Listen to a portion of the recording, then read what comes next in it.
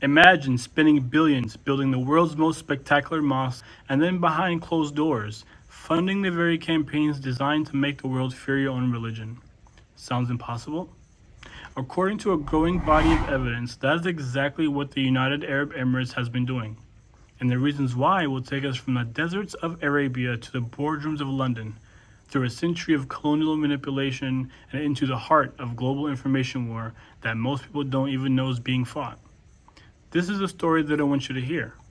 For decades, Western governments drew a careful line on one side, Islam, a major world religion practiced peacefully by nearly 2 billion people.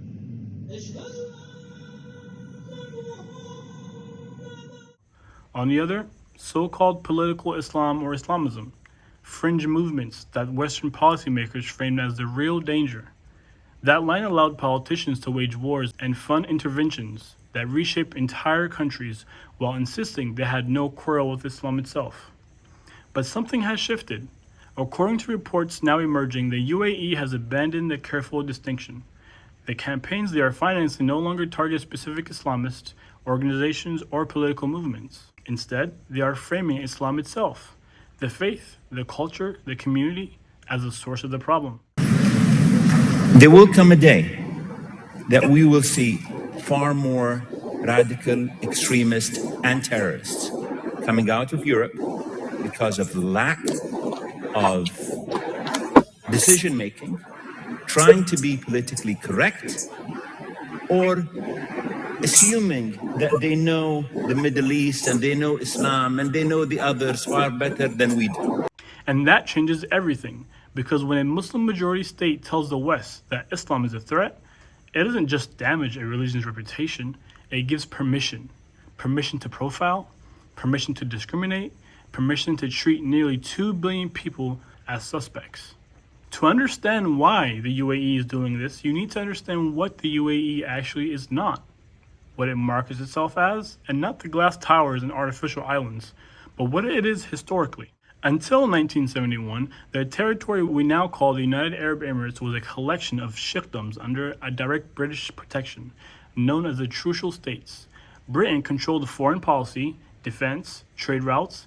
The entire structure of governance was shaped by an independent on the British Empire. The UAE was not unique. Libya, Sudan, Somaliland, Palestine, all were British colonial possessions.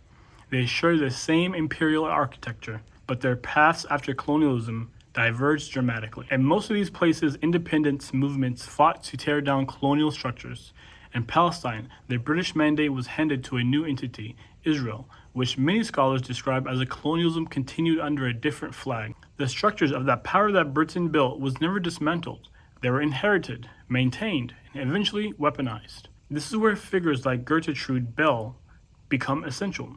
Bell was a British intelligence officer, archaeologist, and political operative who helped draw the borders of the modern Middle East. Her work wasn't just scholarship, it was empire building disguised as knowledge. She studied the region's religious endowments, its tribal networks, its culture fault lines, and she used that knowledge to construct a system of control. That tradition didn't die with the British Empire, it evolved. And today, the UAE's campaigns against Islam's image are a direct extension of that same playbook. The reorganization of knowledge to serve power. In 1978, the Palestinian-American scholar Edward Said published a book called Orientalism. His argument was explosive. The Western study of the East was never neutral. It was a tool of an empire, a way of knowing the Orient in order to control it. That insight is more relevant today than ever. During the War on Terror, a new generation of Western analysts rose to prominence, experts on Islamist thought, Islamic movements, radicalization.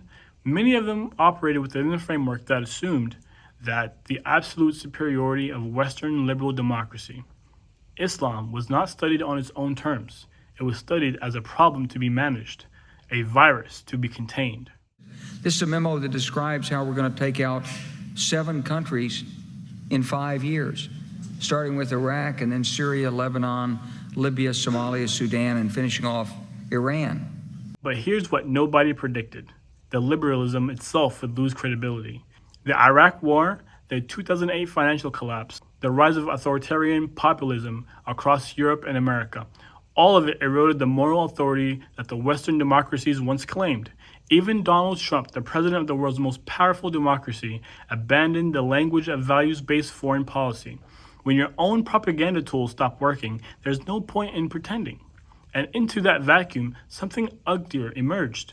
Without the polite fiction of what we respect Islam, but oppose Islamism, Western governments began targeting Islam directly. The mask came off. And this is a context in which the UAE's campaigns must be understood. Abu Dhabi is functioning as a regional node in a global network of power, one that connects the Emiratis to London, Berlin, and Tel Aviv through partnerships, spanning Libya, Somalia, Sudan, Palestine, and even Yemen. These partnerships trace the exact geography of the old British Empire. The colonial map never went away. It simply acquired new stakeholders. The UAE's role in this network is specific and strategic. It provides an Arab-Muslim stamp of approval for anti-Islamic sentiment. When a Western politician says Islam is a problem, it can be dismissed as prejudice. But when an Arab-Muslim government says the same thing, that's legitimacy money can't buy.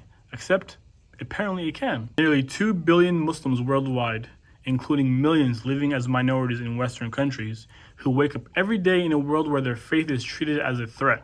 When a Muslim-majority state funds campaigns against Islam's image, it sends a devastating signal to those communities. It tells a schoolgirl in London wearing hijab that even her own people think that she's the problem, and it fractures the solidarity that might otherwise unite a community that may in fact be the entire point. The story of the UAE's campaign against Islam's image is not really about UAE. It's about a system that was built over centuries, that survived the fall of empires, and that continues to reshape how a quarter of humanity is perceived. The reorganization of knowledge that colonialism set in motion hasn't ended. It has found new sponsors, new tools, and new willing participants. But knowledge can be reorganized more than once, and the first step is seeing the system for what it is. The question isn't whether the campaign exists. The evidence is mounting. The question really is, now that you know, what will you do with this information?